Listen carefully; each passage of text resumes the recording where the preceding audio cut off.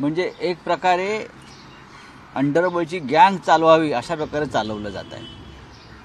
मी आजही एका मुख्यमंत्र्यांच्या गँगमधल्या एका गुंडाचा फोटो मैं ट्वीट किया है, आज भी किया है। लाल सिंह कौन है वो? लाल सिंह, जरा गृहमंत्री जी को बोलो।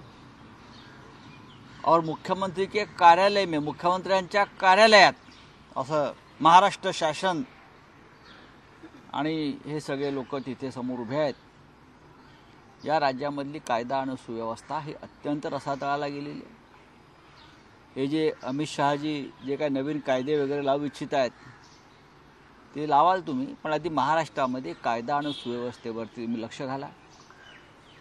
आमची मागणी आहे, या मुख्यमंत्र्यांना आणि गृहमंत्र्यांना हे राज्य सांभाळणं कठीण झालं आहे, कारण गुंडांनी ताबा घेतला आहे राज्याचा। त्याच्यामुळे इथे राष्ट्रपती राजवट लावावी अशी आमची मागणी आहे। राष्ट्रपती राजवट लावावी, विधानसभा बरखास्त करावी आणि ताबडतोब निवडणुका घ्याव्या। नाहीतर गुंड इथे हैदोस घालतील आणि हैदोस सुरू आहे। लवकरच या संदर्भात महाविकास आघाडी या गुंडगिरी विरुद्ध सरकारच्या महाराष्ट्रातल्या काय पावलं उचलावीत, कोणत्या प्रकारचं आंदोलन करावं, कोणत्या प्रकारचा संघर्ष करावा या संदर्भात आमच्यामध्ये चर्चा सुरू आहे। काल मातोश्रीवर हायकमांड म्हणजे महाराष्ट्राचे जे प्रमुख आहेत काँग्रेसचे, रमेश चेन्थियाल, नाना पटोले प्रदेशाध्यक्ष, मुंबईच्या अध्यक्षा वर्षा गायकवाड या आल्या होत्या। त्यावेळेला ही चर्चा झाली, राष्ट्रवादी काँग्रेसच्या नेत्यांशी चर्चा झाली। पण नक्कीच आम्ही सुद्धा पावलं उचलू आणि या सरकारच्या झुंडशाहीला, गुंडशाहीला जनतेचं आव्हान देऊ, जनतेचं आव्हान। हिंदी में जानना चाहेंगे, आपने सुबह एक फोटो ट्वीट किया था। हाँ बोलिए। हिंदी में जानना चाहेंगे, आपने सुबह एक फोटो ट्वीट किया था, सीएम के साथ कोई गुंडा था, उसके बारे में क्या कहना चाहेंगे? बात ऐसी है, वो गुंडा नहीं है, सिर्फ वो महागुंडा है लगता है मुझे। छोटे मोटे गुंडे तो उनके पार्टी में ऐसे बैठे हैं। और मैं आज नहीं ट्वीट कर रहा हूँ, 10 दिन से, लगभग 10 दिन हो गए, मैं दर दिन एक इस मुंबई का और पुणे का, ठाणे का, पूरे महाराष्ट्र से उनके पार्टी में शामिल होने वाले खतरनाक गुंडों को मैं लोगों के सामने ला रहा हूँ, खास करके मुख्यमंत्री, उनका बेटा। लेकिन सरकार क्या कर रही है, मुख्यमंत्री क्या कर रहे हैं? मैंने कल सवाल पूछा था कि पूना में निखिल वागड़े, असीम सरोदे, विश्वंभर चौधरी के ऊपर हमला हो गया। वहाँ के जो पुलिस कमिश्नर है उसने जब चार्ज लिया 8 दिन पहले तो कुछ गुंडों की परेड की और शो किया, एक बहुत बड़ा शो किया, बराबर ना, आपने देखा होगा। तो कल जिस गुंडों ने निखिल वागड़े जी के ऊपर हमला किया उनकी परेड क्यों नहीं हो गई? कौन गुंडे हैं ये लोग, किस पार्टी के गुंडे हैं? डर गए कमिश्नर? परेड तो उनकी होनी चाहिए थे।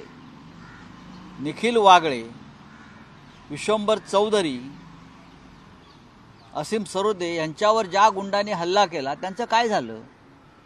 मी परत सांगतो, मुख्यमंत्री आणि गृहमंत्री हे त्या गुंडांचं समर्थन करतायत। काही दिवसापूर्वी, म्हणजे 4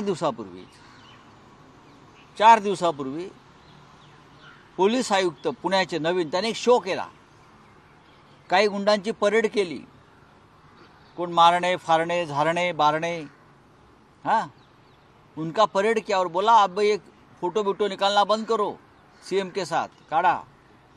मग काल या 3 प्रमुख लोकांवर जो हल्ला झाला त्या गुंडांची परेड पोलीस आयुक्तांनी आतापर्यंत का काढली नाही? का त्यांच्यावर राजकीय दबाव आहे?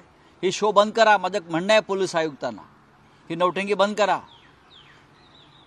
वागळे, सरोदे, चौधरी यांच्यावरती हल्ले करणारे जे राजकीय गुंड आहेत त्यांची सुद्धा परेड करा, त्यांना सुद्धा हातामध्ये बेड्या घालून पुण्याच्या रस्त्यावरून फिरवा, तर तुम्ही पोलीस आयुक्त, नाहीतर तुम्ही भाजपचे कार्यकर्ते। मैं हिंदी में भी यही बोला है और मराठी में भी यही बोल रहा हूँ। बोलिए, अभी क्या है? सर, ये जो गुंडाराज चालू है इसके खिलाफ महाविकास आघाड़ी की क्या भूमिका रहेगी? भूमिका बहुत ही महत्वपूर्ण रहेगी। मैंने कहा ना कि हमारी बातचीत चल रही है कि हम पूरे महाराष्ट्र में किस प्रकार का संघर्ष और आंदोलन कर सकते हैं। पूरे महाराष्ट्र की बात मैं कर रहा हूँ। बहुत से पर्याय है। क्या महाराष्ट्र बंद कर सकते हैं? क्या राजभवन पे या गृह मंत्री के निवास स्थान पर मोर्चा निकाल सकते हैं या मुख्यमंत्री के निवास स्थान पर मोर्चा निकाल सकते हैं इस गुंडागिरी के विरुद्ध? क्या पूरे राज्यों में तहसील कार्यालय पर मोर्चा निकाल सकते हैं? उस बारे में चर्चा चल रही है और ज़रूर जो यहाँ गुंडागर्दी चल रही है महाराष्ट्र में उनके खिलाफ हमारी आवाज़ बुलंद होगी। हम सड़क पर उतरेंगे, जनता चुप नहीं बैठेगी। सीएए को लेकर अमित शाह ने भले स्टेटमेंट दिया हो, समय पहले हमने देखा था कि श्रीमान बाला साहब ठाकरे भी इसका स्वागत करना चाहते थे। उद्धव जी ने भी बात की थी कि मॉडिफिकेशन चाहते हैं वो सीएए में। देखिए, जब ये कानून आ जाएगा उस पर चर्चा होगी। कानून तो आया है, चर्चा होगी। जो देश के हित में है, देश की सुरक्षा के हित में है, उस बारे में उद्धव जी ने अपनी भूमिका जब वो मुख्यमंत्री थे तो स्पष्ट किया है। उस बारे में अभी हम चर्चा नहीं करेंगे। काल मुख्यमंत्र्यांचं पालघरमध्ये भाषण झालं आणि या भाषणामध्ये मुख्यमंत्र्यांनी उद्धव ठाकरे यांना करमचंद जासूस असं म्हटलेलं आहे आणि सोबतच अचानक गाजर खाऊन त्यांना जाग आली का? 2.5 वर्ष झोपले होते का? बघा करमचंद जासूस मुख्यमंत्र्यांनी जे म्हटलंय उद्धवजींना,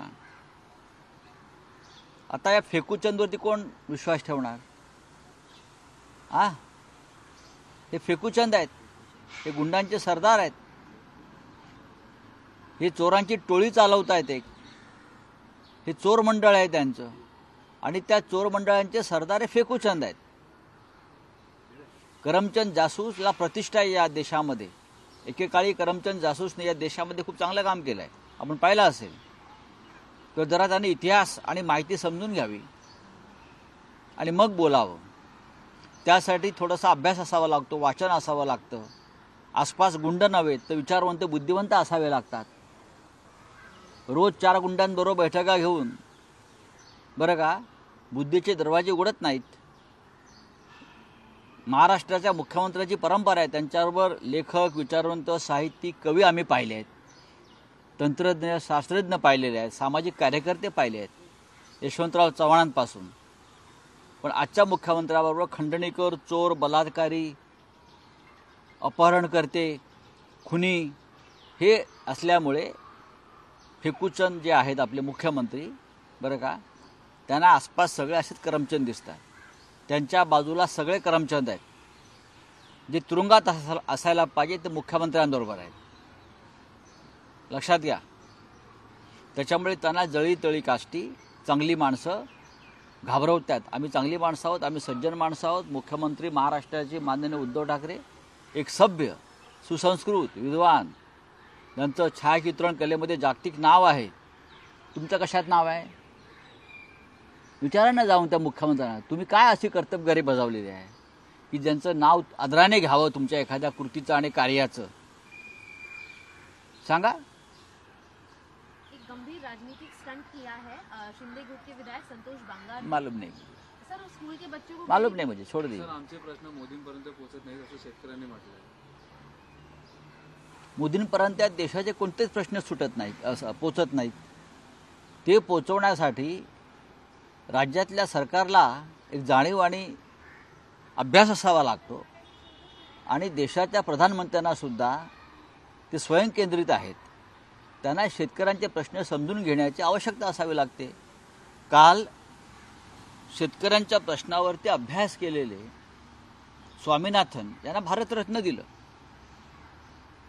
पण स्वामीनाथन आयोग लागू केला का जो शेतकरी मागतायत? स्वामीनाथन आयोगामध्ये अशा अनेक शिफारशी आहेत त्या शेतकऱ्यांच्या हिताच्या आहेत. मिनिमम सपोर्ट प्राइस लागू केली जी स्वामीनाथन आयोगाची शिफारस आहे. मोदींनी घोषणा केली होती शेतकऱ्यांचं इन्कम डबल करू, केलं का? हे सगळे फेकूचंद आहेत दिल्लीत आणि महाराष्ट्रात. त्याच्यामुळे शेतकऱ्यांचा आवाज त्यांच्यापर्यंत कधीच जाणार नाही. हे कानानं बहिरे आणि डोळ्यांना आंधळे झालेले हे राज्यकर्ते दिल्लीत आहेत आणि त्यांना आपल्याला बदलावं लागेल. त्याशिवाय शेतकऱ्यांना न्याय मिळणार नाही. ही आमची भूमिका है. भारत रत्न को लेकर लगातार चल रही राजनीति पर क्या टिप्पणी रहेगी? हमारी कोई टिप्पणी नहीं है. मैं इतना ही कहूँगा कि कपाट में से एक एक फाइल निकालते हैं और राजनीतिक फायदा देकर भारत रत्न को जाहिर कर देते हैं। कानून ऐसा है कि आप एक साल में सिर्फ 3 लोगों को भारत रत्न दे सकते हो। आप कितने हो गए आप गिन लो। पहले कर्पूरी ठाकुर, फिर अडवाणी साहब, 3, कितने हो गए 5 हो गए। उसमें से नरसिंह राव जी, स्वामीनाथन जी, और कौन सा नाम है याद है आपको? लोगों को नाम तक याद नहीं है। भारत रत्न का मतलब क्या होता है? हाँ, भारत रत्न का मतलब चौधरी चरण सिंह जी, उनको भी दिया। ये सब राजनीतिक स्वार्थ के लिए ये भारत रत्न की खिलाफत चल रही है। राव साहब बहुत बड़े नेता थे, लेकिन यही राव साहब है जिनके खिलाफ भारतीय जनता पार्टी ने भ्रष्टाचार का सबसे बड़ा आरोप किया था।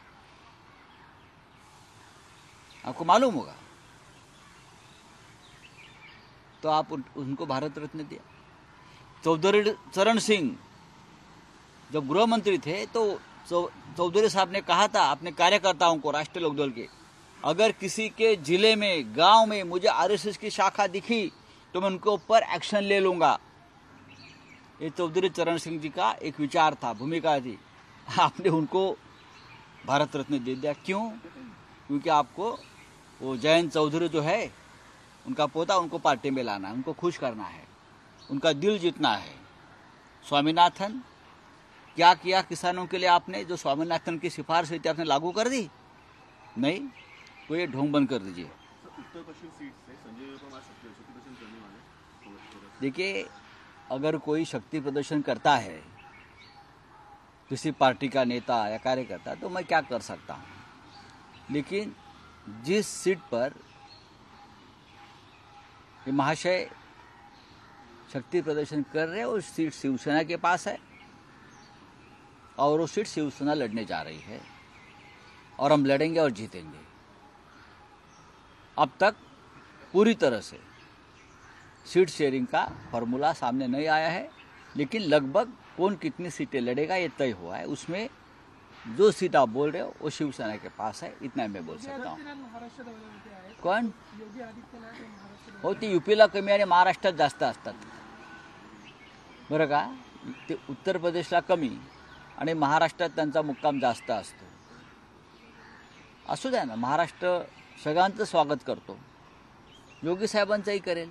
महाराष्ट्र में खेला जा रहा है, किस तरीके से देख रहे हैं? संतों की भूमि पर लगातार लॉ एंड ऑर्डर बिगड़ा हुआ है, इसलिए संतों का मेला लगा है और योगी आदित्यनाथ यहाँ पर आने दो ना.